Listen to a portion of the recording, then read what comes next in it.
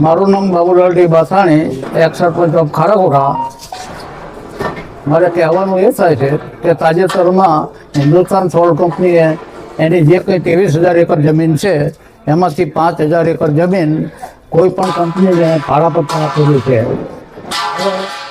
એના હિસાબે શું થાય છે કે અમારા જે હિન્દુસ્તાન સોલર કંપનીના એક્સ એમ્પ્લોયી એટલે મીઠા કામદારો હતા એના બધા હકો છીનવાઈ જાય છે.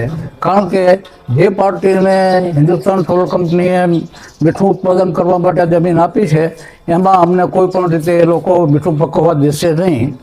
એટલા માટે અમારી માગણી એ છે અત્યારે કે અગાઉ જ્યારે હિન્દુસ્તાન સોલર કંપની અસ્તિત્વમાં આવેલી ત્યારે હિન્દુસ્તાન સોલર કંપનીને મીઠું પકવવા માટે જ જમીન આપવામાં આવી હતી, નહીં કે આવી અન્ય પાર્ટીઓને ભાડા પટ્ટે આપવા માટે.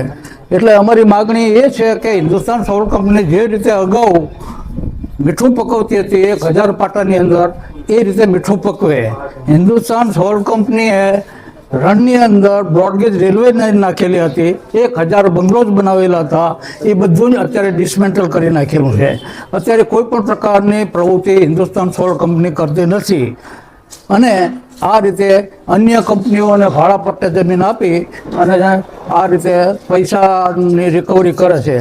આ સિવાય અમારી બીજી મહત્ત્વની આ વિસ્તારની જો કોઈ માગણી હોય તો હિન્દુસ્તાન સોલર કંપની સિવાય વાઇલ્ડ સેન્ચ્યુરી 1972માં જ્યારે ડિક્લેર થઈ એ વાઇલ્ડ સેન્ચ્યુરીના હિસાબે શું થાય છે કે અમારા કોઈ પણ પ્રકારના લાયસન્સ રિન્યૂ કરી આપવામાં આવતા નથી, અમારા ભાડાપટ્ટા રિન્યૂ કરી આપવામાં આવતા નથી. અમે જે કંઈ અત્યારે મીઠું પકવીએ છીએ એ અમારા જે કંઈ અમને એલોટ કરવામાં આવેલી હતી જમીન એ જમીન ઉપર અમે મીઠું પકવીએ છીએ. અમને સરકારની કોઈ પણ સહાય આપવામાં આવતી નથી. એટલા માટે અમારી માગણી એ છે કે જ્યાં હિન્દુસ્તાન સોલર કંપની સિવાય જે વાઇલ્ડ સેન્ચ્યુરી ડિક્લેર થઈ છે એમાં જે ઘોડખરની જે વસ્તી છે એ ક્યાં છે તો જે કોસ્ટલ એરિયા છે એ કોસ્ટલ એરિયાની અંદર 5 કિલોમીટર સુધી જ રણમાં ઘોડખરો આવે છે.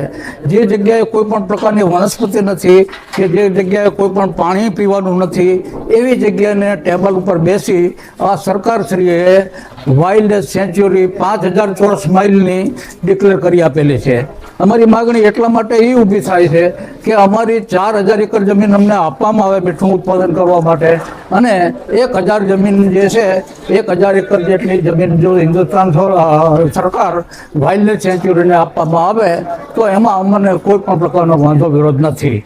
આજે જે સભા યોજાઈ હતી હવે પછીની આપણી રણનીતિ શું રહેશે? આ બાદ હવે પછી અમારી અત્યારે સભાના સંદર્ભમાં એવી અમારી વાત નક્કી થઈ છે કે આવતી 23 તારીખે મંગળવારના રોજ અમે પ્રાંત અધિકારીને આવેદનપત્ર આપવા જવાના છીએ. અમારી આ જે કંઈ વિસ્તારની માગણીઓ છે એ માગણીની રજૂઆત કરવા માટે અમે 23 તારીખે જવાના છીએ.